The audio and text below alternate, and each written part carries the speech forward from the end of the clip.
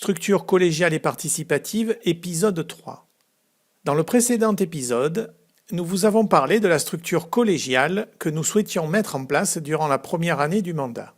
Cette structure permettant l'étude de tous les grands projets des listes qui vous représentent. Dans ce second volet, nous vous expliquons ce que nous entendons par le mot participatif. Le but est d'instaurer à partir de 2021 un système à double initiative permettant aux citoyens de, premièrement, choisir parmi les alternatives proposées pour chaque grand projet soumis par les commissions, projets et alternatives issus des programmes de toutes les listes, et deuxièmement, proposer aux commissions de nouveaux projets qui serviront de base à la co-construction d'une vision de l'avenir du village. Nous souhaitons créer plusieurs conseils et comités qui seront représentatifs des acteurs principaux de la vie du village.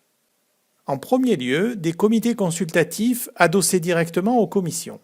Ces comités seront présidés par un binôme d'élus et constitués par des jurys citoyens tirés au sort ou désireux de participer, ainsi que des agents municipaux experts en la matière.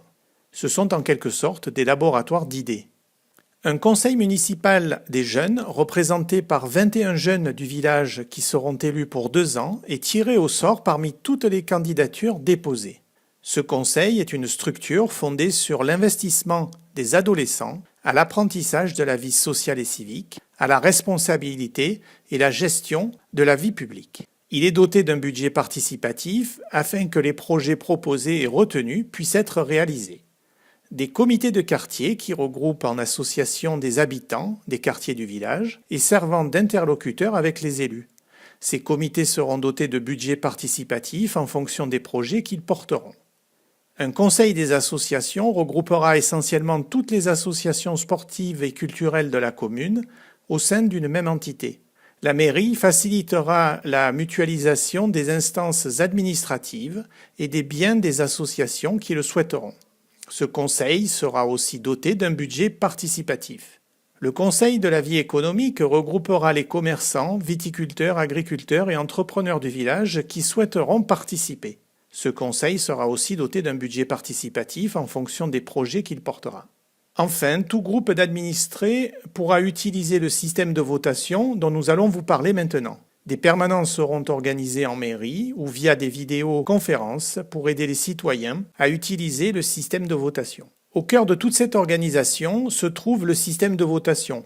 Vous pourriez le comparer au système utilisé par les Suisses. Pour l'essentiel, il sera utilisé au travers d'une plateforme numérique sécurisée. Il s'agit d'un système à double initiative permettant la validation des projets envisagés par la municipalité, mais aussi permettant l'émergence de projets qui vous tiennent à cœur. Enfin, un comité de bienveillance indépendant sera créé avec un jury citoyen tiré au sort ou désireux de participer. C'est une instance d'observation qui a pour finalité de veiller à la mise en pratique de cette structure collégiale et participative. En mars 2020, passez à la mairie 2.0. Vous mettrez les citoyens, les élus et les agents au cœur de toutes les prises de décision. Merci de votre attention.